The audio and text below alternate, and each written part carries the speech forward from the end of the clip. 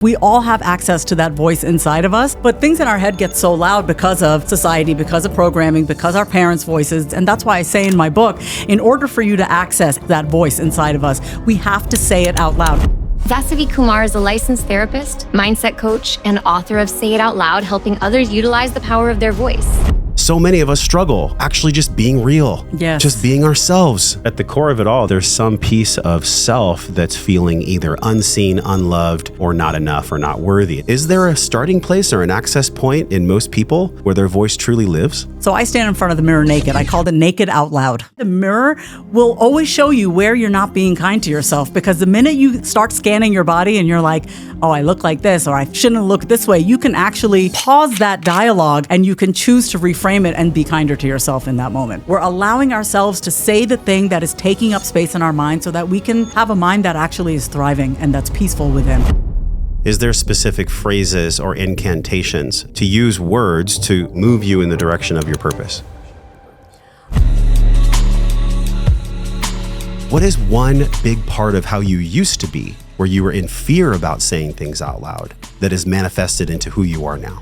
Okay, so I want to actually talk about how I used to be in romantic relationships. I know I said I didn't want to talk about romantic relationships on this podcast, but who I was in romantic relationships really embodies who I used to be. So in romantic relationships, I was the pick-me girl.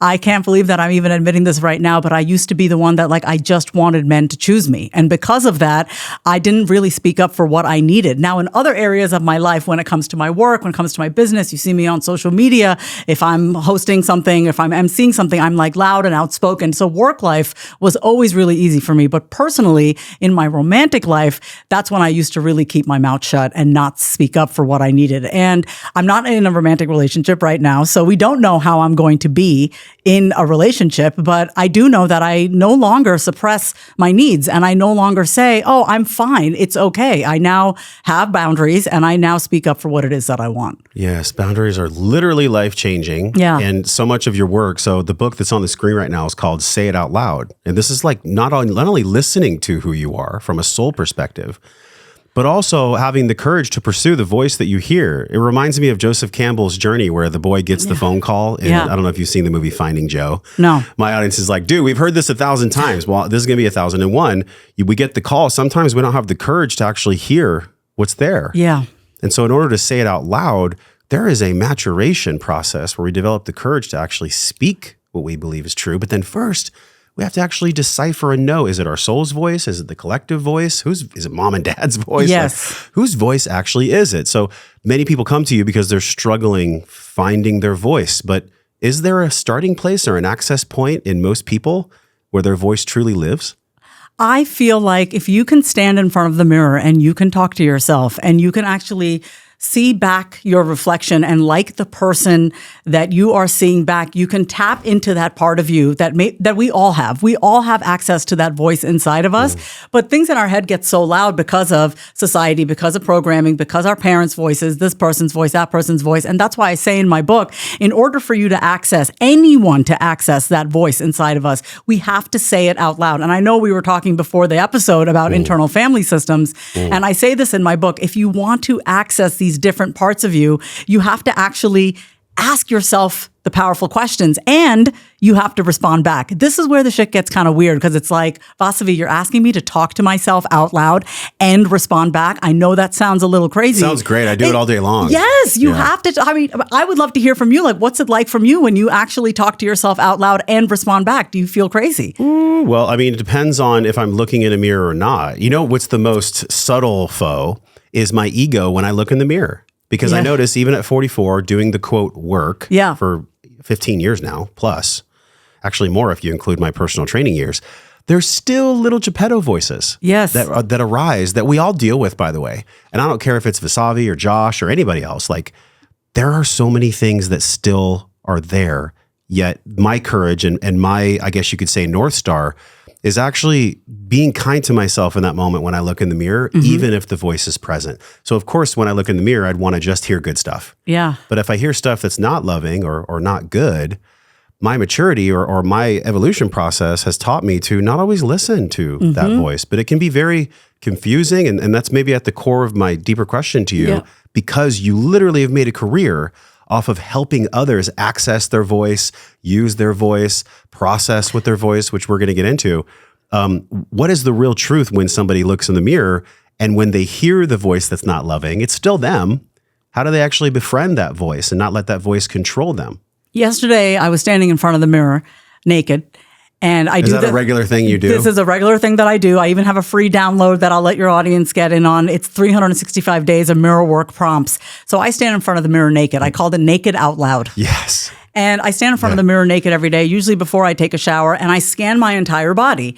And when that Geppetto voice comes in, and I'm like, oh, your stomach's not flat enough. Your arms are getting like this. Your thighs are getting like this. I literally say those thoughts out loud. I will say out loud, your stomach's fat. Your thighs are like this. And then I say, no, pause. We're not going to be a bitch to ourselves. Let's find 5 kind things that we can say to our body right now. So I will actually speak out loud kind words to myself in that moment. And that's why the mirror will always show you where you're not being kind to yourself, because the minute you start scanning your body and you're like, oh, I look like this, or I shouldn't look this way, you can actually pause that dialogue and you can choose to reframe it and be kinder to yourself in that moment. That's why I will talk about mirror work till the day I die. All right. Yeah. We're going to link that in the show notes today because that's really powerful. 365 prompts? 365 days. There are questions for you to literally stand in front of the mirror and talk to yourself out loud. So I just came up with a year's worth of mirror works prompts for you to be able to do that. Did you use ChatGPT? Of course I did. Nice. You know what's interesting? It seems like AI works its way into all the podcasts lately. Yeah. You know, the way that we learn is through language. Yeah. And if you think about what an AI really is, it's a large language model, yes. An LLM. Whatever we feed AI, it's going to come back to us. But yet, paradoxically, whatever we feed ourselves through voice, because I'm a verbal processor, and obviously you yes. are, right? That's why the book is called Say It Out Loud. Whatever we feed ourselves or others comes back to us. And I wonder for you, like going back to that person who in a relationship was like the pick-me girl, what was the narrative? What was the internal dialogue then versus now? And how did you close the gap on that? Wow, that's so good, Josh. The thought was, if I don't do what you want me to do, you will leave me. If I am not who you want me to be, if I'm not pretty enough, if I don't fuck you enough, if I don't cook enough for you, you're going to leave me. Who do I need to be in order for you to stay? That was my inner dialogue. And so today it's, I value myself. I'm worthy. If you don't like me, fuck off. But the fuck off is interesting because I don't know how much NLP that you've studied for your work. Have you ever dove into NLP? No, I've obviously I know a little bit about it, but I haven't gone deep into it for my work. I wrote my book based on how I learned how to manage my own mind. I was diagnosed with bipolar disorder when I was 19 years old and ADHD. So the way that I learned to deal with the mania in my brain was to say the thoughts out loud to get them out of my head into the ether. So it was no longer cluttering my mind. So this was self-talk for me, and saying it out loud actually saved my life 20-something years ago when I got diagnosed with bipolar disorder, because I didn't know why my mind was moving so fast. But when I actually said each thought out loud and asked myself, is this a helpful thought? Is this helpful or harmful to me? Is this helpful or hurtful to me? I can then ask myself, do I really want to hold on to this thought, or can we just discard of it? So it helped me to really manage my own mind, saying it out loud. Wow. So 19, that's like a heavy lick and stamp to place on someone. You know, even that word diagnoses, I know. When we look at allopathic care in Western medicine, specifically the DSM-5, which is, by the way, 70% funded by the pharmaceutical companies themselves. It's really fascinating that most people don't know this. We just talked about it with my buddy Alex Wolf, who's putting a product out into the world that's a legal microdose to help calm down the hemispheres in the brain and get people out of this kind of pharmacological loop of insanity. Yes. At 19, did that feel real to you? And if so, how have you looked back on that in your journey of evolving to know that, do you need the medicine? Do you not need the medicine? My mom is manic bipolar. And so I understand that journey. And I look back for her and I'm like, wow, I think if her parents were different, and God love them, they didn't know any different, maybe she would have had different software that could be able to change her hardware, because neuroplasticity is real. Going back to 19, can you speak to, or can you be in conversation right now on the podcast with her for anybody that's struggling with bipolar? I've talked about my mom many times on the show, to really connect with her and give her not just oh, it's okay, baby, like a passivity, but like a real understanding of what she was going through from the woman that you are now. Man, I feel so much compassion for the 19-year-old in me. She was a sophomore in college. She was using a lot of drugs. She barely slept. She was missing her classes. She was screwing around with guys literally every other day, just doing things. I wasn't raised that way, okay? I come from a conservative Indian background. I come from an immigrant background, but this is not the way I was raised. I was raised to wait till marriage, right? I was raised in that way.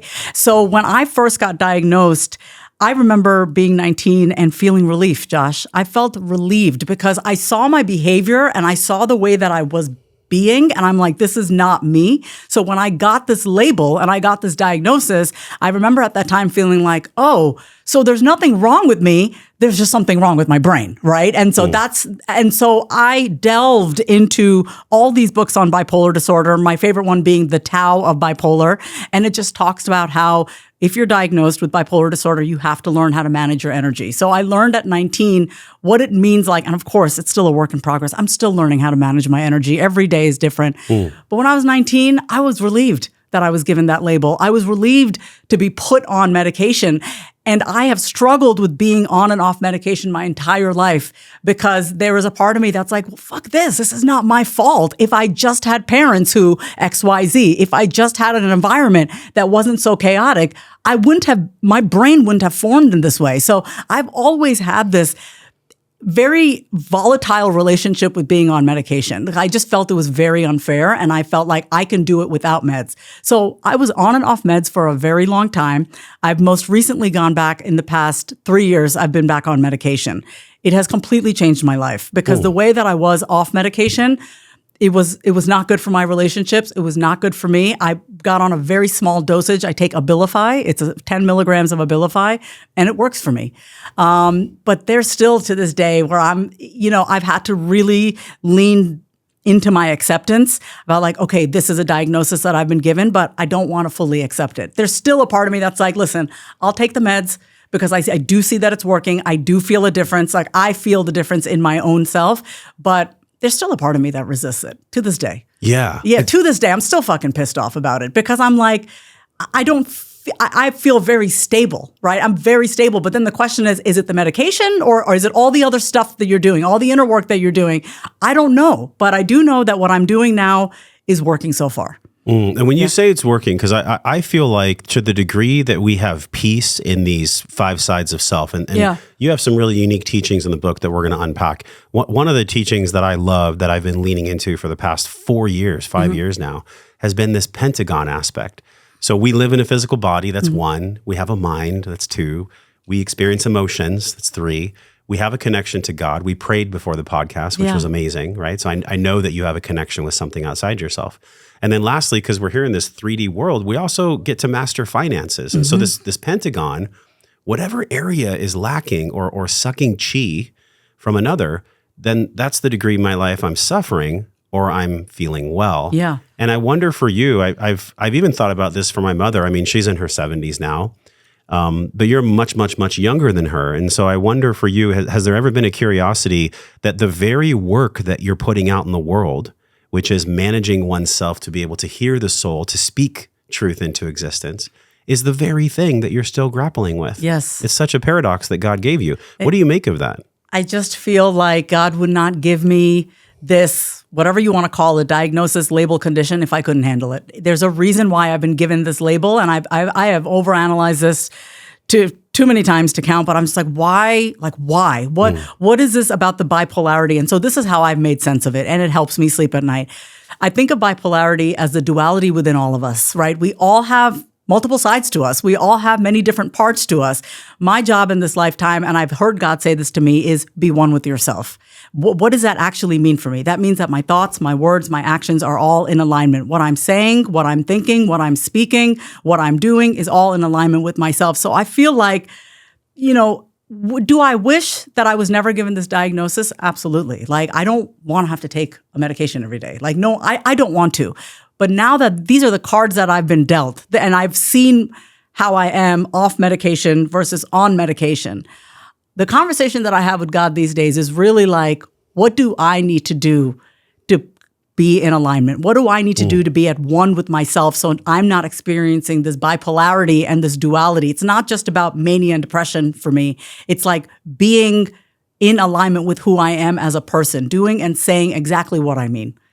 Do you have a sense, I'm just like in the moment with you so deep. Do you have a sense that literally, your book, Say It Out Loud, this power to hear the soul's voice, to be able to have the courage to speak it out into existence, that in the process of you growing and growing and growing, being on stages, being on podcasts, doing you basically, that there's healing in that in itself? There is so much healing in being seen. Okay, because for me, putting myself out there, even doing this interview with you is just another way for me to be seen and to impact people. So I find that it's the most beautiful work that I can do when I actually put myself out there, because I'm allowing other people to hear my story, and hopefully in that process, people feel less alone. Yeah. So yeah, I think it's really beautiful that you're just not pretending. I can't pretend. It's hard for me to lie. You could sit here and say, no, I'm good with bipolar. It's fine. I'm not okay with it. Bullshit, right? I'm not okay with it. But I think it's really beautiful to contrast that, because you literally have clients that are attracted to you because they're struggling with their voice and speaking. And maybe it's also a compartmentalization of branding and getting clear on who they are and their values and their strategy, purpose. all that. There's a lot in there. But at the core of it all, there's some piece of self that's feeling either unseen, unloved, or not enough, or not worthy. It's like, or too much, or too much. Yeah. I mean, I've definitely been labeled too much in my life. Yeah. But that's cool. I think that the question I'm really getting at is, if we are to be the most authentic self, which is like the greatest gift to the world. Joseph Campbell's quoted in that. He's like, the greatest gift that you will ever find in your life is to be you. Yes. And it like makes my body feel peace when I even say that. But getting there is not so easy as flicking a light switch. How do you propose that you yourself and your clients are on this path of getting there? And if getting there doesn't even exist, because once you're there, there'll be another there, what's the beginning process of that? I always say, see yourself first. Like, actually pay attention to you as a person. I'm very self-obsessed. And when I say that, I mean, like, I am obsessed with the way that I think, what I believe, what I want, what I desire, my pain, my sorrows. Like, I'm obsessed with learning about myself, because that's all I have control over, right? I can sit there and try to change the men that I date, dating project men. I've done that before, but in the more recent past, and especially since getting back on medication, I've been like obsessed with just feeling really good in my skin and feeling really good in my body. So the first step is to see yourself. You have to know yourself. I mean, I don't know how else to say it. It always comes back to that. It always comes back to it. I mean, like you have to know yourself. Take some time and be with yourself. I'm single and I'm child free. I have a golden retriever, and I live alone. Yeah, she's great. She's 14. So I spend a lot of time with myself. But even if you're not single and if you're partnered, you still have to learn how to be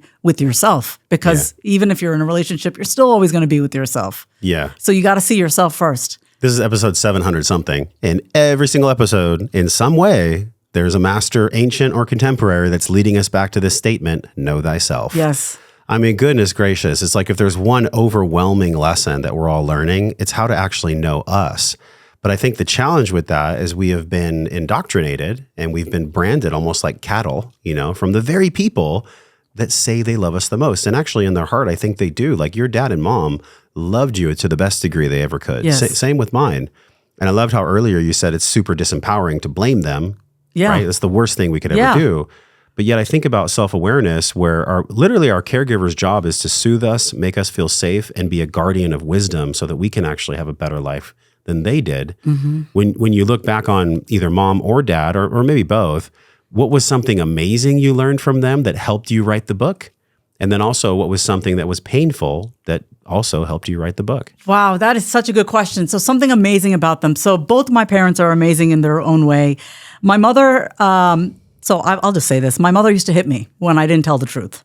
So I got beaten. The Indian parents beat their kids. Is that a cultural thing? It is India? very much a cultural thing. It's like accepted? It is completely accepted. Damn. Yeah. I mean, I was beaten as a child by my mother. And so she forced the truth out of me. So when I wrote the book, the amazing thing that she did, even though she used to beat the shit out of me, it taught me to be honest in the book.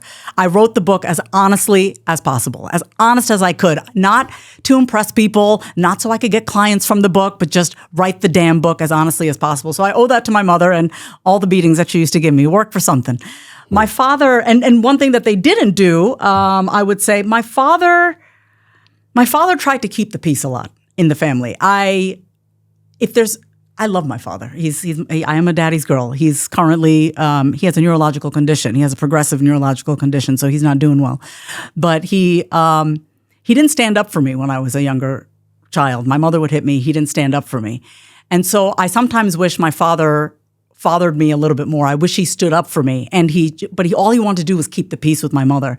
And that affected how I wrote the book because I didn't want to ruffle feathers in the book, right? I didn't want to piss anyone off. I didn't want to piss off my mother. My mother to this day still hasn't read the book because she didn't want to hear what I had to say. So they taught me to be honest.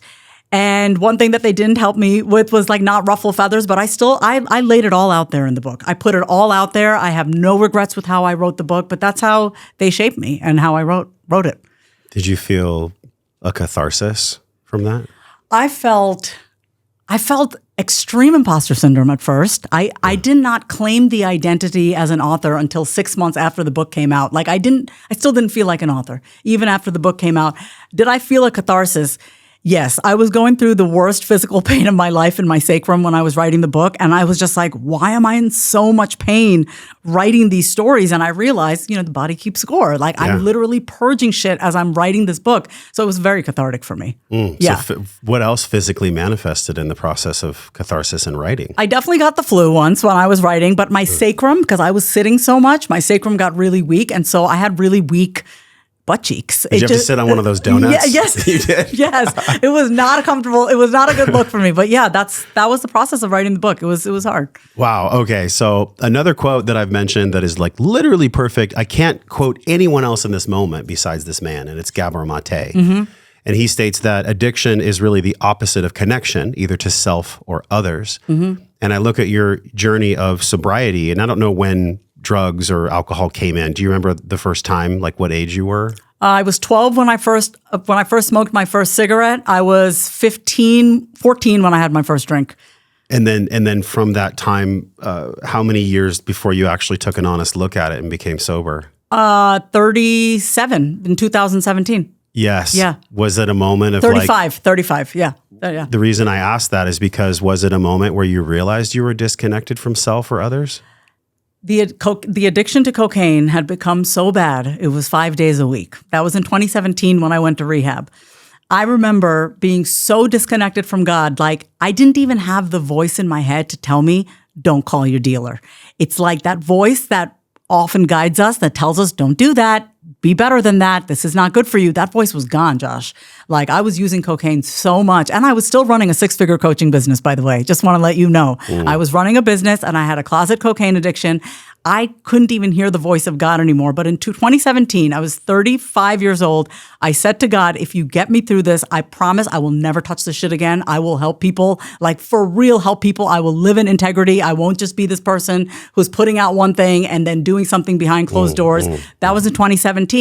Still didn't really learn my lesson though, right? I hit that high bottom. I don't call it a rock bottom because I still had a nice car and I still had money in the bank and everything still looked okay. So I didn't really hit that rock bottom. And I went to rehab the first time. I stayed sober for 7 months and I got a job on television as a TV host, was lying about my sobriety. So I was on TV, inspiring the world every morning, Austin television morning show. And I was still drinking and using drugs on the weekends. And my performance suffered on camera. And they fired me within 6 months. I had never been fired from a job before, other than when I was 17 years old, my first job at CVS. And then I went back to rehab in 2019. And this is why I think this time my sobriety stuck, is because in 2019, my parents didn't make me go. No one made me go. I mean, when I went in 2017, my mom was like, you're going. Like, we are flying from New York to Austin. We are taking you to rehab. I went back to the East Coast to go to rehab. But in 2019, Josh, I made the decision to stop the chaos. No one forced me. So I think that's why, and I'm coming up on 6 years. What year are we in? 2025. I'm 6 years sober from cocaine, March 27th of this year. And I honestly feel like it stuck with me this time because I decided it. I decided to stop the chaos. Because you loved yourself or because you were done feeling pain? I was done feeling the pain. And then I had to learn how to love myself. Okay. The very first thing that I did, I'm not kidding you. I've said this on many different podcast interviews. The very first thing that I did when I got out of rehab after my second stint, My mother was like, you don't have to work for the next 6 months. Don't provide therapy and coaching for people. I don't want you to help anyone. I want you to help yourself. My mother took care of me financially for 6 months. One of the very first thing I Googled, I wasn't working. I didn't have clients. I had no actual responsibilities for 6 months. I Googled, how do I love myself? That was the first thing. This was at 37 at this point now. I'm 37. I'm 42 now. 37 at this point. Googling, how do I love myself? Like, I literally had to start from square one. Yeah. And Google said to me, hydrate first thing in the morning. And that was the advice? That was the advice. And I said, okay, I got to start somewhere. It's like I didn't know how to love myself. I knew I was done with the pain, but then I was like, all right, how do I really start to love myself? That's the journey that I've been on since 2019. Wow. Okay. Yeah.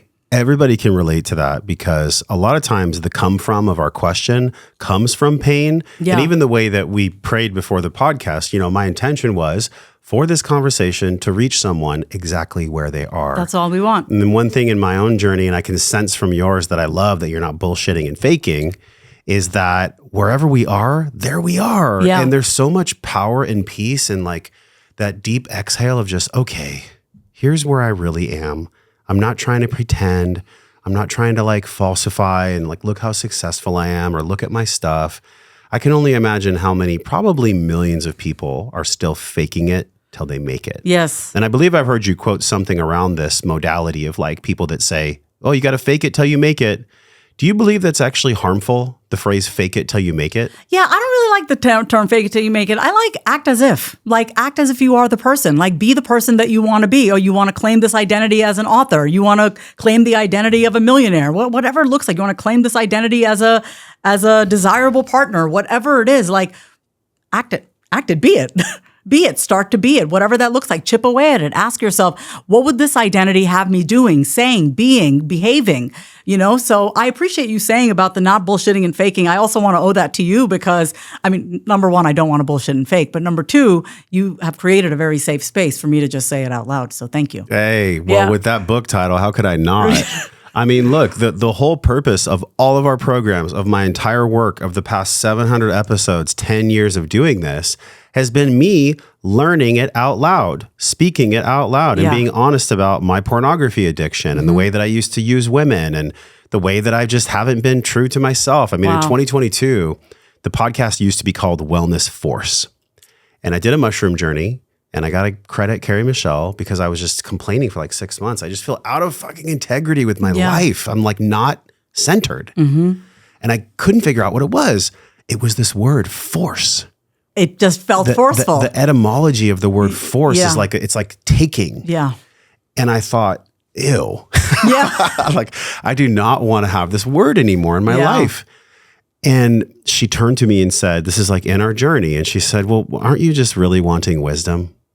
Wow. And that was it. It was like, oh my God. And then of course there was a journey to actually rebrand and share. And like, that's where everything came from. All the abundance. I was really struggling up to that point. Like 2022, which really was 3.5 years ago when the podcast started, the podcast that I say now, Wellness and Wisdom, started. And it wasn't until I got really honest with me in public, by the way, which is very like naked. Being witnessed by others.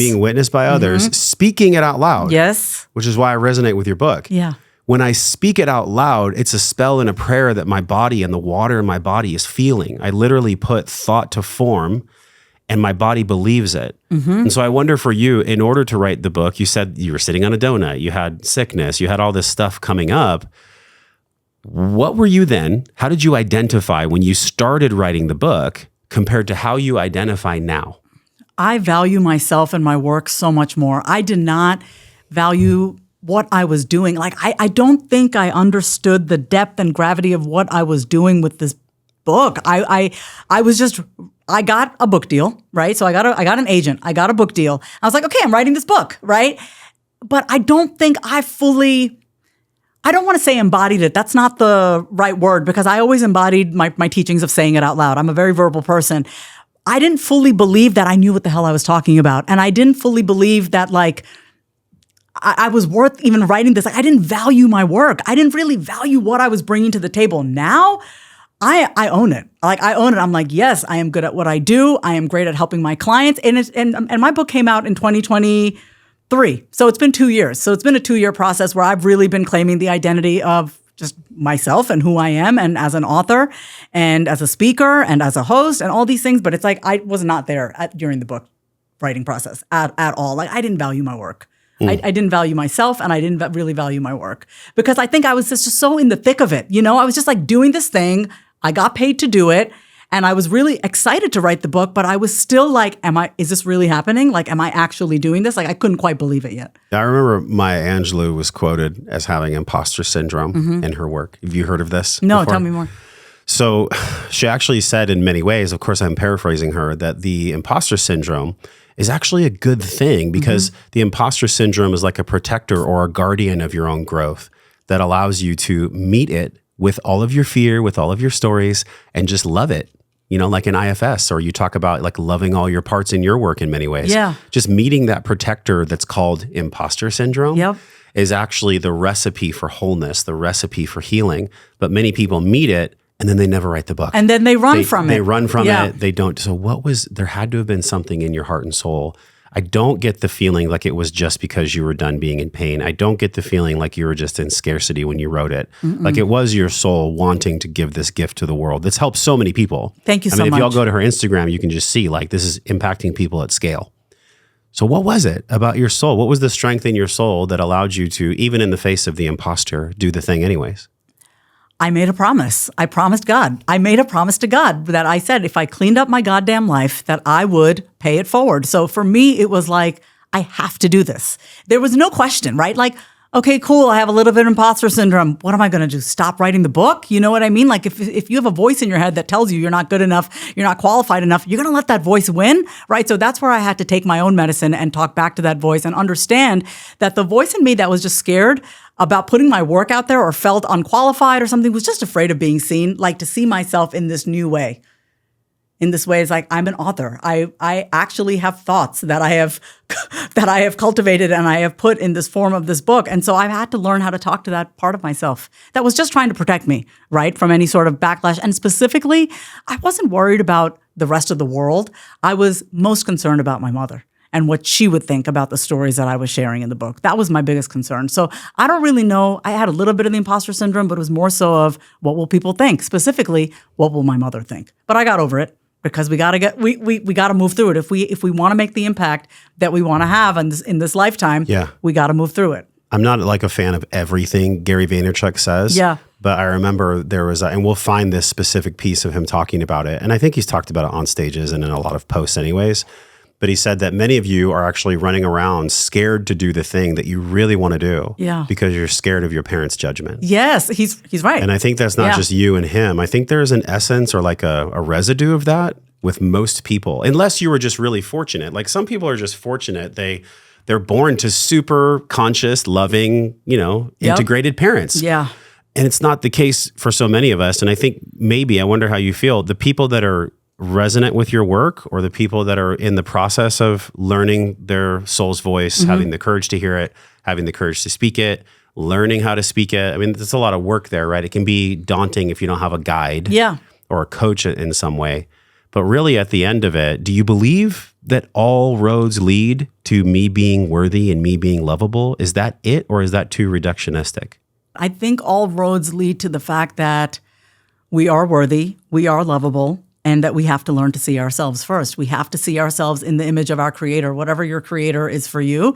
But God doesn't make any mistakes, right? So I'm not going to sit here and question, like, how dare I? I actually had this moment with myself the other day that I was like, how dare I question myself? How dare I question what I look like, what I sound like? I didn't make me. So how dare I comment on who I am as a person, right? So I just think for me, it's really been a journey reconnecting back with that voice inside of me. And I know that people that come to me and they resonate with me, they do so because I talk about the things that I think we're all experiencing, right? Like fear of judgment, fear of this perfectionism, thinking that things need to be perfect before we put it out there, instead of just allowing ourselves to create our art, whatever that looks like for us, and just putting it out into the world and sharing it with the people who need it the most. You were on a podcast with a friend of mine, and he's been on the show, I think, once or twice. His name is Hal Elrod. Oh, yeah, I love Hal. Yeah, and he met you on a stage, and he was like compelled. He said, I got to interview this woman. And on the podcast, this is one thing that I'm really starting to love about you, just this raw honesty. Like, has anybody ever told you that you're a raw-ass wild woman? Yeah. Is that like a thing? This is the first time. Thank you. I'll receive it. You said on the podcast that I was really afraid of sharing about my bipolar diagnosis because I didn't want people to think this bitch is crazy. How have you moved past that and through that? It's still a fear of mine. Bipolar disorder does not get the best rap in our society. I mean, just think about how people talk about the weather. Oh, the weather is bipolar. Or, she's crazy. She must be bipolar. Or, people say really fucking mean things about things that they don't know. So I still fear it. I was actually thinking about the fact that I don't show anger a lot. I don't show anger a lot these days. I don't show frustration a lot these days. And I was asking myself, why don't I show anger and frustration these days? Is it the medication? Is the medication, just basically stifling my emotions? Or I came to the realization that I don't really show my anger and frustration out loud because I don't want people to think I'm a crazy bipolar bitch. I had that realization like this past last week. And I was like, wow, I don't really share like frustration about things and anger about things because I'm afraid I'm going to be perceived as crazy, especially because I'm so vocal about having bipolar disorder. So I fear that sometimes. It does still cross my mind. Are you in this phase of your life in creation committed in some way or in many ways to accessing that and feeling that, knowing that it'll make your work even bigger? Yes, I am. I don't know how I'm going to do it, but I know that it's going to start with me just speaking out loud and just talking about things, even if it's like a small thing that I'm frustrated with. You know what I mean? Like something frustrating happened today. I don't allow myself publicly. Like, of course I vent to friends. I have a therapist that I go to. I have a coach that I go to. Yeah. I have my best friends. But like publicly, like out in the world, and we're talking about social media, right? Because that's the public. I don't allow myself to let the people not closest to me see me in this way because if they learn about me and they know that I have bipolar disorder, they're going to think, oh, she's bipolar and crazy. So I am actively working on it. And I think the way that I'm going to go about doing it, because we're actually processing this in real time, is just start sharing some of my more smaller things that I'm frustrated about, things that I'm angry about, and actually practicing allowing myself to say these things out loud on camera and capturing it, So what's one of them? I'm really fucking angry at the way people talk about people with mental health challenges. Like they just kind of, I understand that there's, medication's not for everyone, but I just can't stand when people, especially in the wellness industry, I'm just going to say it, they'll be like, you don't need medication. I'm like, you don't fucking live inside my head. You don't live inside my head. You don't live inside my body. You don't know what I need or don't need. So I don't like when people tell me how I should or shouldn't deal with my brain or my mind because it's so personal. So that's something that really pisses me off, Josh. Oh, that's good. Yeah. I checked myself too because I had the like feeling. Now I'm getting even better as time goes on at feeling something and not attaching words to it. Yeah. And having the maturity to know when to speak something and when not. My lady is a great teacher for that, y'all. Yeah. If you ever want to learn as a man when to say something and when not to say something, be with a powerful woman. Yeah. that will teach you everything you need to know about speaking your truth and the timing of it. But I noticed, like with my mom when I was growing up, I wanted to fix her. I wanted to make her okay. And one thing that I've taken a lot of inventory on in my life that has come out in ways that actually have been really beautiful and of service to others is managing the fixer inside of me. Mm-hmm. Like I even noticed it at the table. I was like, I wonder if I could actually give her some of the Eons product. I was almost ready to like offer you solutions. Yeah. But then that robs you of your process. I'm really happy that we're having this conversation. That robs you of your process. Yeah. And this is a really big thing. And I think it was like 6 years ago at PaleoFX back in the day here in Austin. Yeah. I was interviewing Christine Hassler. And she was like, anytime we go in a partnership of any kind, especially intimate relationships, and you give solutions too soon, you try to fix it too soon, which is also I'm a man and we do that. Yeah. That's just what we do. You know this. We fix shit, especially if you're a kid with a bipolar mom. Yeah.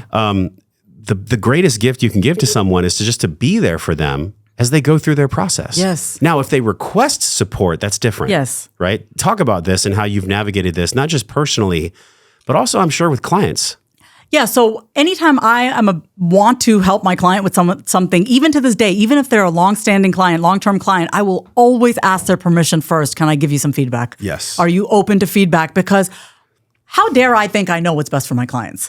right? Like, oh, I know what you should be doing. No, let me see if you're actually open, because the last thing that I want to do, because I hate wasting time and energy, is to give some really solid wisdom and then they're resistant to it. And or it just goes... It just goes over their head. Yeah. So that's why I always want to do a temperature, just check-in, emotional check-in. How are you feeling right now? Are you open to feedback? Are you open to advice right now? So good. Just do that. And with myself, if I'm going to share something personal with my best friend, I will say to her, I just need you to listen. I got this. I'm going to move through it. I'll be okay. I'm resilient. I'm fine. But I don't need anything right now. So I will say that up front. I even say that to my mother because she's a fixer and she cannot stand seeing me in pain. Like my mother cannot tolerate seeing me in pain. So she immediately will just talk over me and try to just give me all these solutions. And I'm like, I just want a conversation with my mother to just be nurturing and soothing. I just want you to listen to me. So I now tell my mother, Mom, I just want you to hear me. I don't need any advice from you. I just need to say it out loud. So I recommend everyone listening to this right now, if you have someone in your life who just overly just tries to fix your problems, just say to them, I just need to say this out loud. It's so good. Just listen. So I'm curious if in the past you've had this dynamic in relationships where you would attract a fixer. Has that ever happened to you? I was the fixer. You were always the fixer, always? I'm a licensed therapist and a coach. I love to fix. So you never had a man that came to you that was like, oh, you should do this, babe. You should do that. No, never. I was always the fixer. See, just when you think you know everything, you don't know much. I was the fixer. I was the fixer growing up as a kid. I liked to fix my parents' marriage. I wanted to fix my dad's emotions, my mother's emotions. So I just really became, I thought, very good at just helping people solve problems, right? Like I could just see things so easily when I was a kid. Things were just so simple for me. Like, why can't you all just talk to each other? Just talk it out, say it out loud. So, but as I grew older, and I say this in my book, I would pick partners that were emotionally unavailable that I could fix so that I felt like I was worth something. Yeah. And did you ever fix them? No. No, I went to rehab twice. That didn't work out very well. Yeah, right. I ended up getting screwed over. Yeah. There's this phrase, and forgive me, y'all, if this is offensive, but it's Captain Save-A-Ho. Yes, right? I was Captain Save. So like the man comes in with his cape flapping, and I know it's a derogatory term. No, it's not something that I use. But it's real. But it's interesting. It's real. Like there's this aspect of the imago. If you look at, and I know, Mark Groves is a mutual friend of ours, and this is why we're connecting, and I love him, and he's interviewed the Harville Hendricks couple. I forget his wife's name, but it's Hendricks is her last name too. And they have this imago where you actually attract the person to you. And as Dr. Stan Tatkin mentioned the same thing. He said that in imago, we literally attract a person that is a perfect puzzle piece fit to our pain. Wow. Therefore, we attract them to heal the pain. And so it was really interesting, like you wanting to fix the men. Were they just more avoidant in those spaces? Like you were coming in with the fixer, which was your pain. And that was more of like an anxious attachment style. Yeah, 100%. And then did the men exhibit more of an avoidant style? Absolutely. Just like my dad. Like carbon copy of my father. My father was a very, very loving man, very kind man. But he avoided a lot of emotions. I mean, he just basically suppressed his emotions. And I honestly feel, and I know this might go off on just a little bit of a tangent, I feel like the disease that my father has been diagnosed with is called progressive supranuclear palsy. It's a degeneration of the frontal lobe cortex of the brain.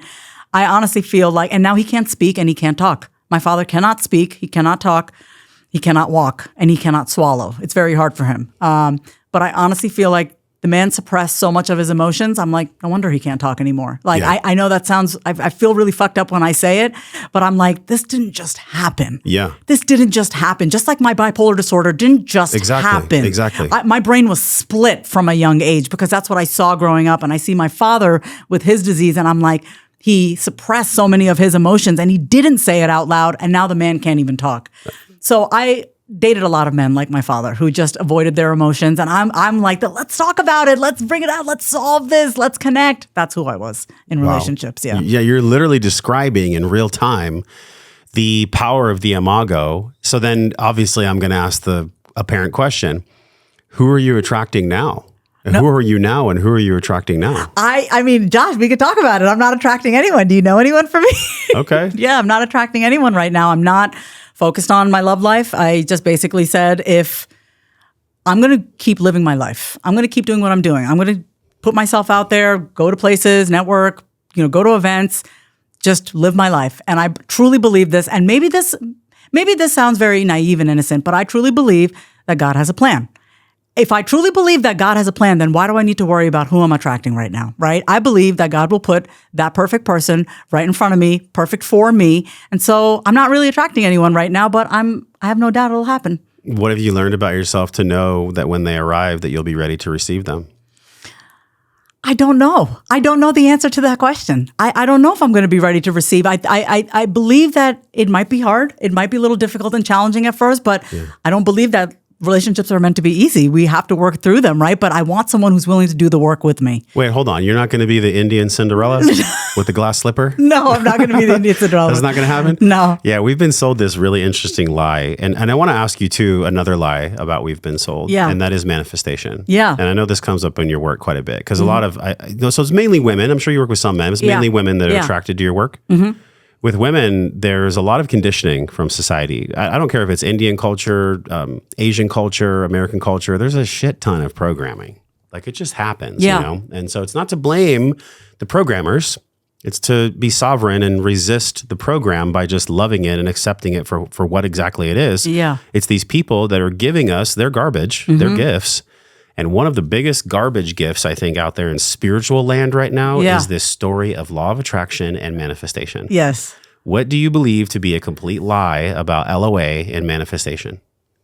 That you can just seriously just sit there and think about it and the shit's going to appear. Like, no, it's not just about sitting. I'm going to manifest this. I'm going to sit here and just think about it and hope that it comes and I'm going to just like rewire myself and do all these things, but you're not taking any fucking action.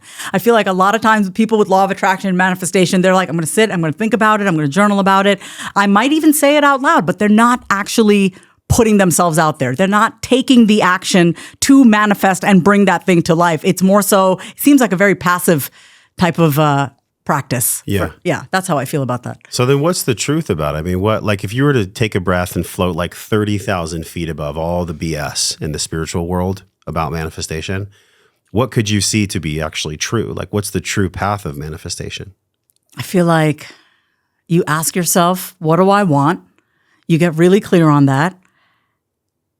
And then you do whatever you can do to make that happen. That's it. It's just, you don't let these obstacles or opportunities, right? I'm not trying to sound cheeky here, a cliche, but it's like these so-called obstacles it's just another opportunity. It's just or someone says no to you and you feel rejected. That doesn't mean that you stop. It means you knock on another door. So I feel like if I were just a bird looking over at all these people trying to manifest things, I'd be like, it's really not that serious. And it's actually pretty simple. Get clear on what you want and don't stop until you get it. Yeah. Do you follow any methodology like the Ikigai, the Venn diagram where it's like, what does the market need? What will you get paid for? What do you love doing? And what are you good at?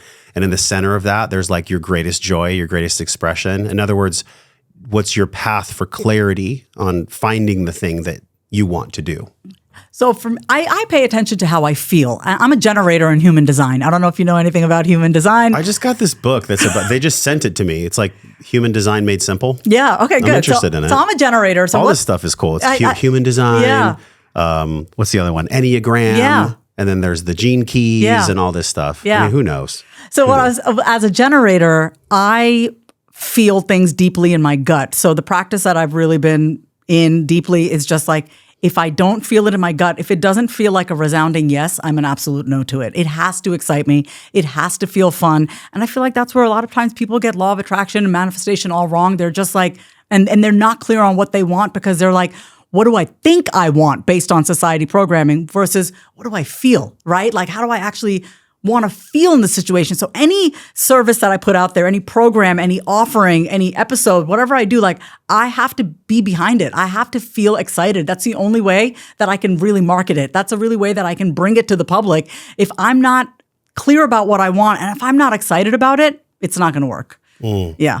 Excitement's an interesting word. That's you're a big word person, obviously, right? Say it out loud. Yeah. In many of the teachings that I've learned and in the studies that I've done with NLP and also just like listening to Tony Robbins and Napoleon Hill and Bob Proctor and just all the giants, you know, has there been this through line in certain words that really provide clarity to find one's purpose? And if not just specific words, is there specific phrases or incantations, a personal practice, if you will, to use words to move you in the direction of your purpose? I talk to myself like I like I am a world star athlete. Like I coach myself in that way. Like I treat myself like I can do this, right? Like when I talk to myself, it is like, Vasavi, you got this. Even on the way driving here, Josh, I bumped some reggae, some old school reggae. And I was like, we got this. This interview is going to be awesome. We're going to be unhinged. It's going to be great. We're just going to say what we're like. Definitely unhinged. We're definitely, I was pumping myself up because I noticed myself feeling just like a little bit of nerves. I always get that right before a podcast interview. So I push myself. I push myself to my growth edge. Like, what does that growth edge look like for me? Oh, maybe that means that I show up to this podcast interview and I allow my excitement to shine through. Like, I'm a huge fan of like sharing your excitement with other people because I feel like as we've gotten older, it's like, it's not cool to be excited. Like, we just need to be chill. Who the hell says that? I don't know, but it's like, I think my excitement is pretty freaking awesome. That's stuff that I get off on my excitement. That's what gets me going. That's what gets me moving. Yeah. Yeah. So it's interesting because there has been like this platitude that I've heard about purpose. A lot of people that write in are fairly young. And then of course I have older people too, but the younger people are like really lost in their purpose. They have no map. They have no guidance. That's why I've created the authentic abundance process, because I'm just like, gosh, I went through it for freaking 15 years. It's been like this decade process of me actually getting clear on what it is I'm here to do. And I'll tell you, that shit has changed. Wow. Like when I first started, it was something. And I've gotten to this point at 44 and I'm like, yeah, I just want to help myself and everyone else see life through a different lens. Yes. You know, the Pentagon that I was sharing with you. Yeah. But it's been this clarity process that words have been a huge part of it. And you're a wordsmith. You've written a book. Your whole mission in the world, it feels like, is about using word as a way not just to process, but also to claim, right? Divinity, sovereignty of self. Yes. Has there been another phrase? I'm really looking for like whatever your internal script is here that might help somebody who's younger and lost. Oh man. Well, first of all, you will like just become obsessed with yourself and get to really know yourself. But obsessed in a healthy way? In a healthy way. Like really like— How does that work? Just wake up in the morning and ask yourself, like, what do I want to do today? What do I want to feel today? What do I want to experience today? Like, make it about you, because I think so often we wake up in the morning and we are externally focused and like, what is this person texting me? What's on social media? What is the news? What's happening in the news right now in the world, in the government? All of that stuff. Instead, check yourself. Focus on yourself first and ask yourself, what do I want to do today? How am I feeling today? What do I want to experience today? And the one phrase that I always say to myself, it's nothing super profound, Josh. I just tell myself, you got this, babe. I say that to myself all the time. You got this, because that's the thing that I struggle with the most. My internal dialogue is telling me, you can't handle this. You're not capable. Something about capability is huge for me. Like this voice in my head that tells me, you can't do this. I think it was also because I was told no a lot as a child. I wasn't allowed to go to sleepovers, wasn't allowed to go to parties. I wasn't allowed to do a lot of the things that we do as kids, you know? So my inner dialogue often tells me, you can't do this. So what I want the younger generation to know is to like, first of all, you have time. You have plenty of time. You're fine. You're okay. Yeah. But second of all, like, you got this. Like, just have fun with your life. Don't like take yourself seriously, but don't take yourself too seriously either, because you have so much life ahead of you. My buddy Luke's story. I think you know his wife, Allison. I love Allison. Yeah, and I love Luke, yeah. Okay, so he was on the pod once and he goes, I think seriousness is a mental health disorder when people take things so seriously. Yeah. But I look back on my life and just a continuous unwinding, actually, of hypervigilance, being raised with a bipolar mother. The new story, the new identity that I'm creating is actually to have compassion for everything that's transpired. Yeah. And that's easy to intellectualize. It's easy for me to like say that out loud. But in this healing construct, really, that you've created, healing, I think, is a byproduct of expression, right? Because the opposite of expression is depression. So in order to express, one has to be honest about what's depressing them in the first place. Yeah. I wonder what the bifurcation is with people where they may be really expressive, but they're not actually healed. They're loud. They say anything they want. They have no filter. And then they say things like, well, it's just my truth, brother. No. It's just my truth. Absolutely and if not. you can't accept my truth, I'm not going to dim my light for you. I mean, what a bullshit thing to say. It's the most passive-aggressive, spiritual, narcissistic, bypassing frame. I see that for what it is, yet it's all over social. Yes. What's the truth in this equation of connecting, saying it out loud, and also healed or healing at the same time? it's what we were talking about before, it's about discernment, right? It's about being discerning about what you're actually saying. I always say this, sometimes you don't need to say it out loud. Sometimes you need to shut the fuck up and actually tune in and actually tune in. Yeah. And I'm like, I'm so in agreement with you. That like, I'm just speaking my truth, but it's like you're causing a lot of harm right now, actually, because of just your delivery and how you're saying it. It's not just about what you're saying. It's how you say it. Delivery, tone of voice is everything. So, I think for the people out there who are loud but not healed, take some time to be with yourself. Take some time to sit in silence. Take some time to actually connect back with yourself. I'm not an extrovert. If I were to label myself, I would label myself as an introvert. So I spend a lot of time with myself. I spend a lot of time in silence and solitude, and I freaking love it. But I feel like a lot of times when those people who are like, I'm just speaking my truth, it's like they're word vomiting because they haven't spent the time to actually process on their own what they're going through. So they go to social or they go to, other spaces or community places and they're like, this is my truth. But it's like, no, you actually haven't spent the time to process what you're actually going through, make sense out of it, and speak from a place that's more discerning and intentional.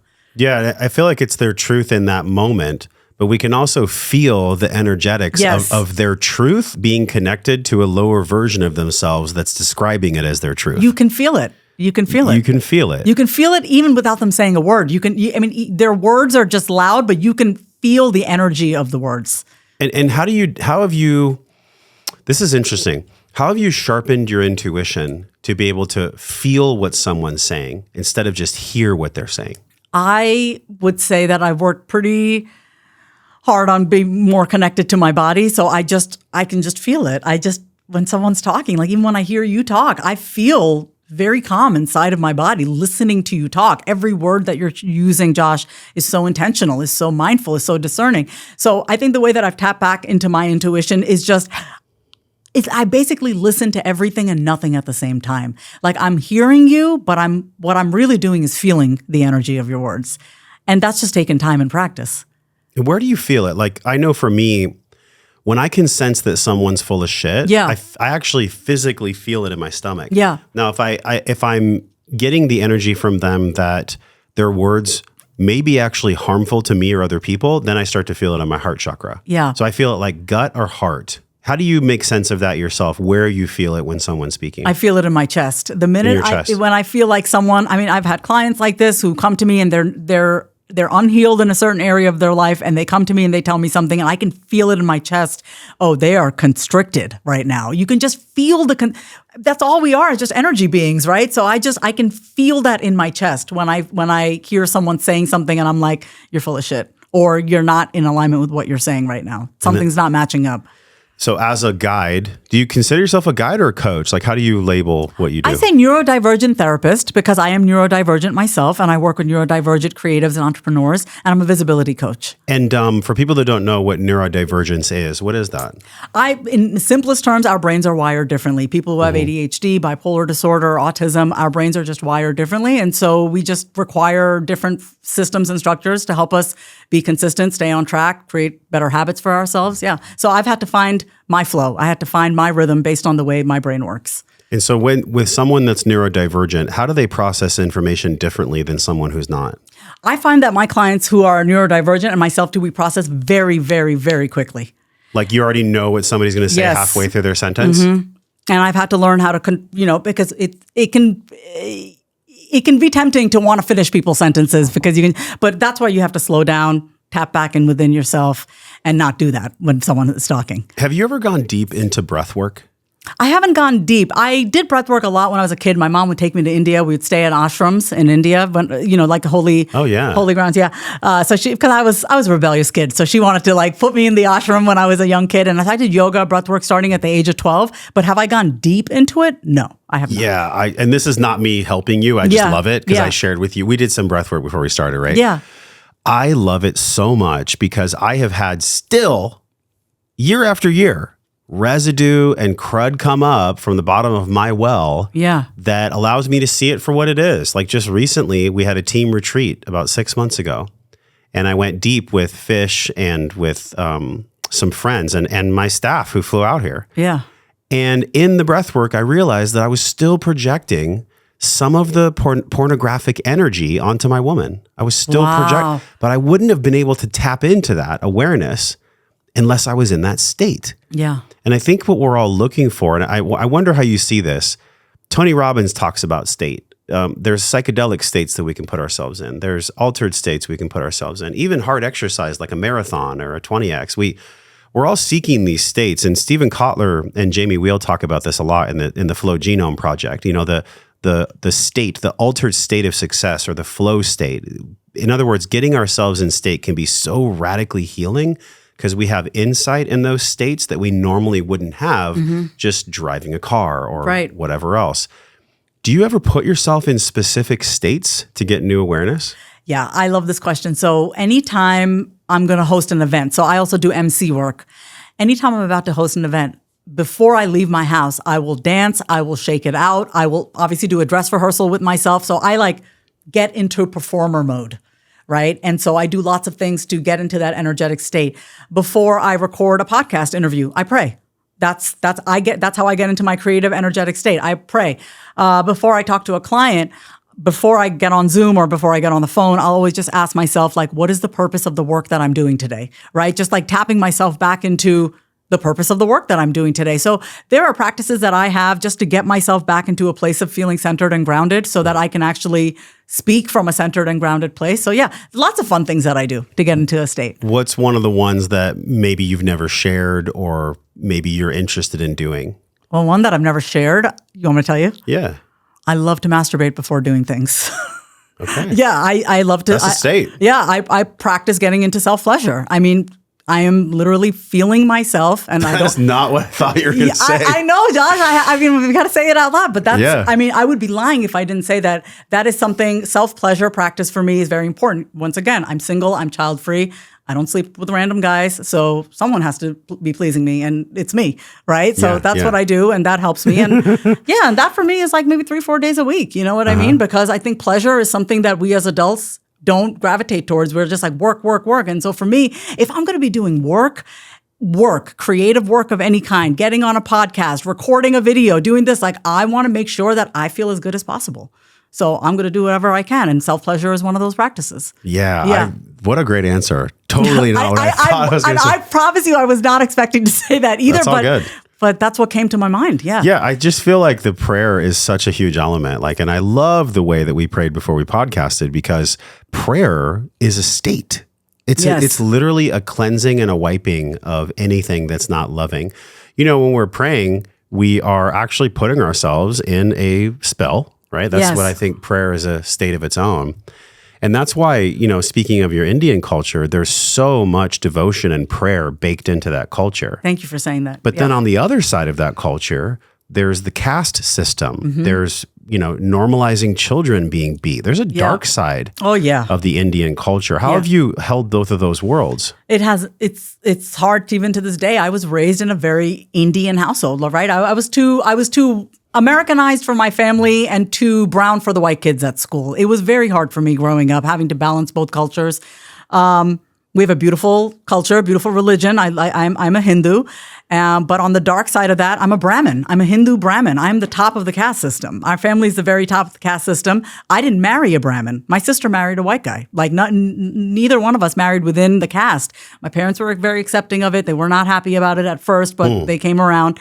But it's been hard because there's so many things about the culture and religion that I love and that I was raised with and I appreciate and I wouldn't trade it in for the world. But then there's so many things like the oppression of women, like the way, you know, you can have the most educated woman in the world. And, you know, my mom, for example, is a cardiologist, but she was never in touch with her body. She was never in touch with her femininity and her sexuality. I didn't see that growing up. I saw a mother who worked all the time.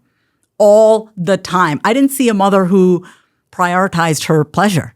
Right. So it was hard. It's still to this day, I still am I have to talk to myself kindly, especially when I feel guilty for doing things for pleasure. Like, for example, I was telling you this. I'm going to New York in March 3rd through 7th. It's my annual New York City trip. I felt guilty about it. I was like, you know, I shouldn't be going, this and that. But I was like, no, but this is my pleasure. My pleasure is important to me. So that's something that I didn't learn growing up in the Indian culture, right? We were go to school, be a doctor, get married, have kids. I didn't do any of that. I got married and then I got divorced. So yeah, it was difficult, and I think I'm older now. Obviously, my mom isn't on my case to do certain things because I've already been married, gotten divorced. She knows that I don't want to have kids, so she doesn't like put pressure on me to do anything. But it was definitely hard. Very conflicting messages growing up. What did you learn most from your divorce? You know what's so funny is that I can walk away if I want to. I never thought that I would be the kind of person that could walk away from a relationship. I'm a Taurus. I'm very loyal. I could not believe that when I was actually ready to be done, that I was done. Because I am loyal to a fault. Like, I don't leave relationships. I never got married thinking that I was going to get divorced. I thought this was going to be forever, right? But what I learned about myself is that I can be alone, and I enjoy my own company. I also learned that if I don't want to be in a situation, I can take care of myself and I can leave. I don't have to be in that situation anymore. I want to say this about my ex-husband. He was a wonderful man. I have nothing against him. We fell in love at the age of 22 and 24. I was 22, he was 24. I got married when I was 28. Wonderful human being. Accepted me in all my bipolarity, and he knew everything. I mean, that was that agape love. We had a very beautiful love, so I have no hard feelings, but we just grew apart, and I left because I just felt like we were just going to keep hurting each other. Why'd you grow apart? Because I was growing and he wasn't. Yeah, I was growing and he wasn't. I was always immersed in like self-development, personal growth, and he was just very much, I was just like dragging him. Once again, it was trying to fix him. He was another project for me, but he was very loving. Like I will never say anything unkind about him because he was very good to me. So you were studying personal development, and then what was he doing? He had a business. He ran gas stations. He ran a gas station, and then that didn't do well. And then I said to him, maybe you should try medical billing and coding. So he said, okay, I'll do that. So my mother put him through school to do that. So it was just a lot of me trying to make him into a man. Do you have a sense, and I don't know, that's why I'm asking. Yeah, of course. Do you have a sense that he was really grappling and struggling finding his purpose, or maybe he didn't even care about purpose, he just wanted sustenance, and you wanted something different? I mean, your name literally means sustenance. I think what he wanted was to be able to provide, and I think he didn't know how to do that. I think he had the best of intentions, but there's so much that I can say about this, but I just think he had every desire to be a provider, and it just wasn't happening. It wasn't in his cards. No, it wasn't on his cards, dharma. no. One of the things I love most about your culture is the definitions of karma and dharma. Yeah. It's so powerful. And even the astrology, there's a calendar that's different. There's 2 different calendars. There may even be more in the astrology. Do you use astrology for any decision making in your life? Totally. My mother had an astrologer growing up who he died when he was 99 years old. So we grew up with astrology. Even when we got married at a specific time. I got married at 6:30 in the morning on a Saturday. Oh, wow. Because that was considered an auspicious time. We get married at specific times based on the chart. If I were to meet somebody in this season of my life, I would definitely get our charts compared and make sure that we're compatible. Like, I believe in all of that. It's so interesting. Yeah. So I've gotten introduced recently to Deborah Silverman, who's she's great. Big astrologer. Her book is called I Don't Believe in Astrology, That's so which funny. I think is funny. Yeah.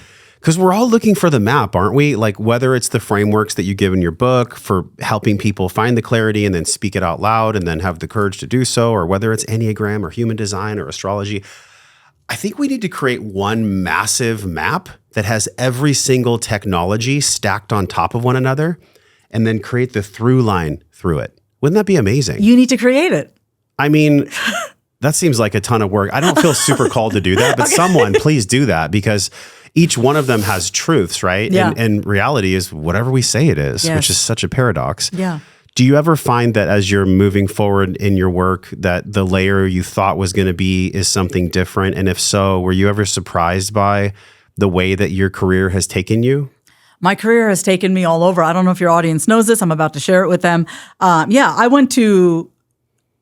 have 2 masters, a master's in education, master's in social work. I went to Columbia University in New York. And then after that, I became a coach. And then after that, I became a plant-based chef. And then after that, I became a yoga teacher. I went to India and I studied Ashtanga yoga in Rishikesh, which is considered a holy city in India. And then I went to rehab, and then I was a former TV host. I've done a lot of things in my life, and every single thing that I have done and explored is all because I was just curious to fuck around and find out. Like, I just wanted to know. I was just curious. I was just curious to find out, like, can I do this? Like, I went to culinary school not because I wanted to cook for people. I wanted to learn how to cook for myself, right? And then I do cook for people now. Friends come over. I wanted to go to yoga teacher training, not so I could teach yoga to people, because I wanted to reconnect with my body. I became a TV host because I wanted to be seen. It is a very natural need for us as human beings to want to be seen. And I love the camera, and I love to entertain, and I love to educate people. So there have been layers, right? And every layer that I peel back just gets me back closer to myself. I love what I'm working on right now. I love that I'm working with clients on their visibility and helping them be seen. But who knows? That could change in a year. And that's what I want your audience. I want everyone knowing, like, you're allowed to change your mind. If you don't want to do something, like if you decide that you don't want to do this podcast and you want to rebrand it, you're allowed to change your mind. So if there's anything that I've learned in my career trajectory, is that you're always allowed to change your mind. Yeah. Yeah. Yeah. I'm going to say it right here. I've never said this on a podcast. Very soon, there will be an AI interview where I interview live a Alan Watts GPT. Because the wisdom that you just shared is exactly what he just shared. Really? And he says that you have no obligation to be the person that you were 5 minutes ago. Yeah. It's one of the best phrases ever. Like, it's so true in every way we can feel it. And I think what holds us hostage is this shame or expectation that we have to be known. Like, I have to be Josh Trent, known as the podcast. I was like very soul shattering and very uncomfortable to go from Wellness Force to Wellness and Wisdom. And I'm sure whatever else I'm going to do, it'll shatter in some way. But like the adage that the phoenix rises from the ashes, or we have to be beat down and broken to actually grow anew. No. That's what happens in nature. If you look at Alan Watts' wisdom, or you look at the wisdom of nature, when a tree dies, it gives growth to the other trees. So if you look back on your whole timeline, like, what is the most painful part of you that had to die in order for Say It Out Loud to be real? This belief that there is something fundamentally wrong with me, that I am crazy. And I think that started when I was very young. It got solidified when I got the bipolar disorder diagnosis. Oh shit, this bitch is crazy. Like, it just solidified that belief even more. But the most painful thing that I have had to outgrow and let go of is that there is something fundamentally wrong with me. Like, I always believe that, like, there's just something wrong with me. I will never attain it, whatever it is, right? Money, success, the love. I'll never attain it because there's something fundamentally broken and wrong with me. So I've had to let that go. And does it still try to creep up? Absolutely. I don't want to lie to your audience. It still creeps up. There are still times where it's like, oh my God, why am I feeling this way? When the thoughts just get too loud. They just get too loud. But then what do? We say it out loud. We feel less crazy. We don't keep that shit in our head. Yeah. Well, I'm going to say it out loud. Yeah. One piece of me that's a part that I am still saying out loud, I'll say it right here, is this phrase that has come up for years and years and years. And the phrase is, how am I going to do it all? How am I going to do it all?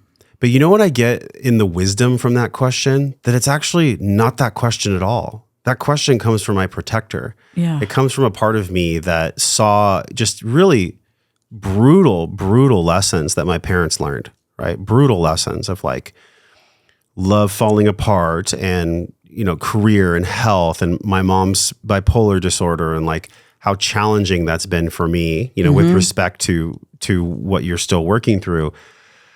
God, it's so hard to be. And I'm not saying this because I'm a victim. I'm just like saying it out loud, right? It's so challenging to be the son of a bipolar mom. I get it. It's so fucking hard. And the real hardness of it is that I love her with my whole heart. And I know what's possible in the world and all the different therapies and all the different things that exist now that didn't exist when she was given her diagnosis.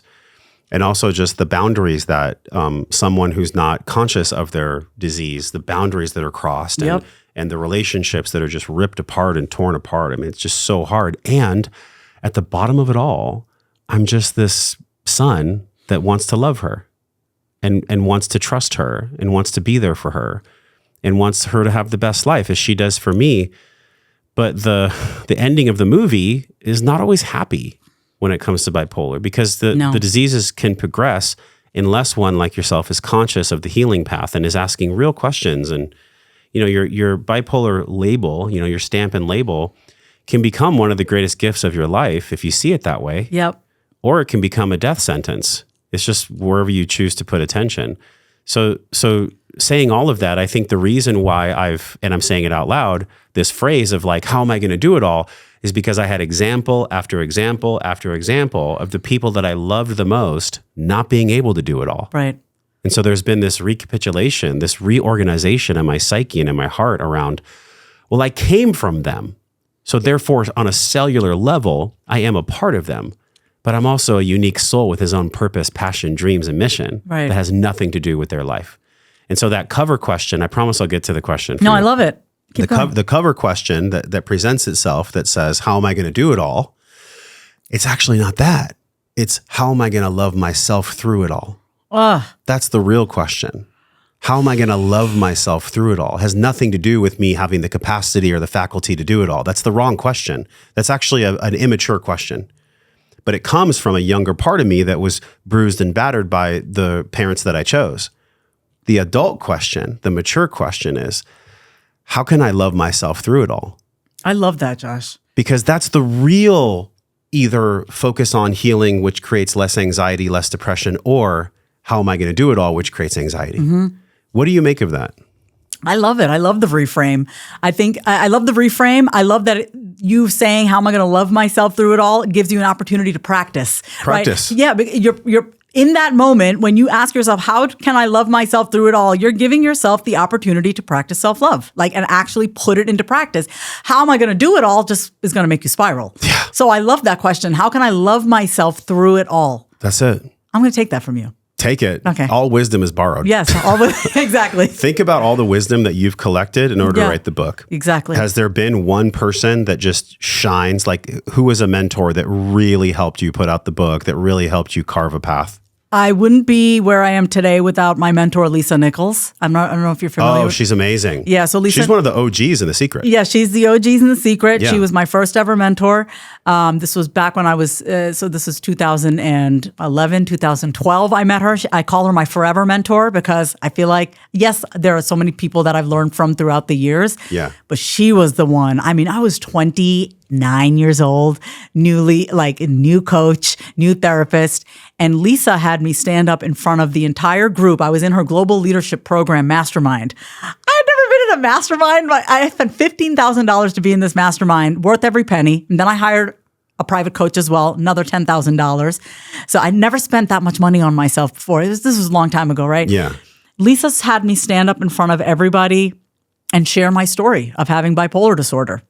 And she is the reason why I openly talk about having bipolar disorder and I don't keep that shit a secret, because she's the one that said to me, like, baby, there are going to be so many people that need to hear what you have to say. There are so many people that are struggling with not just bipolar disorder, but other mental health challenges as well. She is the mentor for me. She taught me how to storytell. She taught me how to take just look at life as one big story and how to turn that into something that can impact people. So I think in stories all the time. Like anything that happens to me throughout the day, I always ask myself, like, how do I turn this around and help my audience with this? This just happened, whether it's like something that happened at the car dealership or something that happened here, like it could be anything. She taught me how to think in stories. She taught me how to look at everything that's happening in my life, good, bad, ugly, and find the gold in it. That's because of her.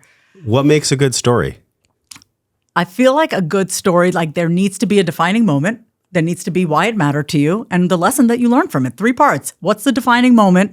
Why does this matter to you? Why should anyone care about this? But most importantly, why does it matter to you? And how did it shape your perspective? What did you learn from it? Yeah. Yeah. I feel the rule of thirds is so big in everything. Yeah. Like look at Joseph Campbell's hero's journey, separation, initiation, and return. Yeah. Look at even Russell Brunson, you know, ClickFunnels. There's the hook, the story, and the offer. Yeah. And then you were saying, what were your 3 again? Your defining moment, why it happened, and what you learned or how it shaped your perspective. God, do you find that this rule of thirds just repeats itself over and over and over again in all disciplines? This is the first time that I'm actually having that being brought to my awareness. So I will probably start to see it now, though, now that you mentioned it. It makes sense even in identity transformation, which is essentially what you've done, right? You went from being an addict to being somebody that serves at a high level and writes a book. Yeah. Like there's a story arc there. Totally. The story arc is unique to you, but I feel like the story arc is actually the same for all of us. Yes. It's the same damn thing repeated. We all go through something. We're in a situation that we don't like. We want to get out of it. We want to be here. How do we get from point A to point B? And that's the story. That's what Lisa taught us, right? You're here. You're now here. Take your audience on this journey, how you got there. This is the most beautiful part about being a real leader. Yeah. I have this phrase. I wonder how you resonate with this. I think you'll like it. And that is that a real leader holds a lantern. I even have t-shirts made. It's part of our merch. Like if I'm holding up a lantern and I'm sharing my lessons and my vulnerability. Yeah. Not from a place of like, ooh, look how vulnerable I am, but real vulnerability. I'm giving people permission to have that light shined on them as I shine it on myself. But what I fell into a trap with in my life as a trainer, and even for a long time being an early podcast host, is I was just all about shining light on other people. Yeah. But guess what part stays dark? You. I stay dark. If I'm holding a flashlight, just shining it on you, then the space between my hand and my chest is always black. Yeah. There's no light that can be shined there because I'm literally living in a type of spiritual narcissism, actually. Yeah. I'm caught, to quote Dr. Hawkins, I'm caught in pride. Yeah. And I can't ever get to courage or acceptance or willingness to change my life or to be more integrated unless I take an honest look at where I'm stuck in pride. Yeah. What do you feel about that? I feel like I love the concept of having the lantern. I think that's really a great image just to keep in my mind right now. Like, just being a leader is not just about, it's not about you. It's about, but it is also about you, but right? it's not. It is, but it's not. That's what I'm trying to say. It's like, you got to shine, you got to go first. I always say this. If you want people, I say this to my clients, if you want your audience to engage with you, you want your audience to be vulnerable with you, you got to go first. Like, don't expect people to be vulnerable with you if you're not willing to go first. So as a leader, that's what I feel like. You want to lead people towards something, you need to go first. You want people to move through their shit and be vulnerable, then you need to be the first person to share. So that's how I feel about that. Mic drop. Mic drop. Massive mic drop. I just want to keep talking with you, but we'll do another one. Let's do another podcast. Okay. What did we miss when we look at this concept of saying it out loud? What exactly is it? Oh my God, no one has ever asked me that question. When I say it out loud, in the book, what I'm talking about is say your thoughts out loud. It is your thoughts, right? It's like, what are you actually thinking? Because so many people struggle with having a cluttered mind. And so my approach is say it out loud, get it out of your head, get it out into the ether. Don't keep that shit inside. So it is anything that is eating you up. What is eating you up? And that could also mean your desires. That could also mean your dreams, right? Like, your desires eat you up because you're like, I really want this. Your pain could eat you up too. Say it out loud. And I owe this to rehab. I owe this to group therapy. I owe this to AA. I owe this to the 9-step programs that I used to go to, where we're all in a group and no one's trying to fix each other. We're just saying it out loud. We're talking about what we're going through. We're talking about relapses. We're talking about our addiction. We're talking about cravings. We're just talking about it. We're allowing ourselves to say the thing that is taking up space in our mind so that we can have a mind that actually is thriving and that's peaceful within. That's what I want for everybody. I don't want you to keep that shit inside because that will eat you up. I think about my father, like I've already mentioned, the man who didn't say a word when he should have, and now the man can't even talk. I don't want that for your listeners and for your viewers. I want them to have a mind where they feel clear and they feel safe within themselves. So that's what it is. It is anything that's taking up space inside of you, that's eating you up, that just needs to come out. Wow. Well, we're both Taurus. We both see life through a very similar lens. Yeah. And I'm super grateful that you chose the path of creation. Thank you. Because you could have not. So I'm just honoring the path you chose. I realized that I got really good at destroying my life. And so then I said, let's see if I can actually start creating my life. Yeah. I think that's why people resonate. Yeah. Yeah, I really do. You know, I was having this visual. You said you think in stories a lot. Yeah. I was having this visual. So my lady, Carrie Michelle, is in the process of forming a women's group. And we were talking about, I've been leading a men's group here in Austin for almost 4 years. Mm-hmm. And the way you describe saying it out loud and giving people a space, especially with what you learn with AA, where there's no judgment and people are just sharing, it's so powerful in a container. If anybody wants to like have a real container, this is the formula. And I wonder how you feel about this formula. It's having a leader who has a clear intention that creates a really great space that's safe and that's like peaceful. And then in that container, there's a structure where, you know, we have a grounding practice, there's a meditation, there's a drop-in of some sort. And then we open the room for shares. A person shares for 5 minutes. There's a pause. And then we ask that person only 2 things, because we never want to be their coach in a circle. Right. We ask them, hey, impact for me was blank, not making it about me, but just, you know, acknowledging what they shared. Impact for me was blank. question for you. I'm wondering if, or could it be possible if ABC? Yeah. And then you just shut up. And this is what people get wrong about groups, is they try to coach the other person. There's no structure. There's no time. I got this from Johnny Blackburn. Shout out to Johnny Blackburn in 2014. And then he trained with John Wineland, who I believe they both got coaching from David Data, the OG when it comes to the way men can actually show up full in their lives. Does that apply to women in the same way, this structure that I'm talking about? I love the structure. So I have a group called Say It Out Loud. It's based off my book, and I run my groups very similar to what you're saying. I always start with a grounding practice, and then I will open it up with a reading from my book. We use my book as curriculum.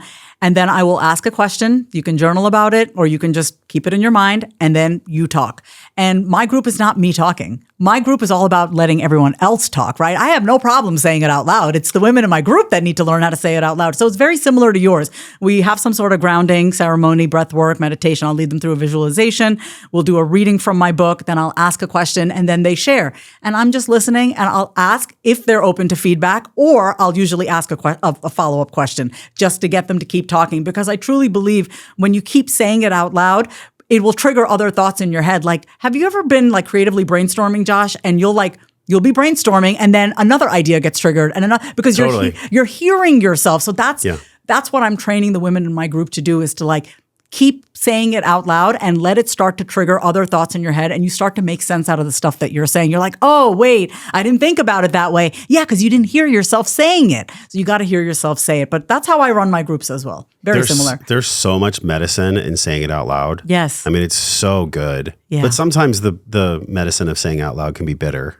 But it's still good for you. It's like vegetables. It can listen, if you're not in the practice of saying it out loud, it can feel very vulnerable. It can feel very exposed, but I promise, just find one person that you can talk to. And if you don't have one person that you can talk to, you can always talk to yourself.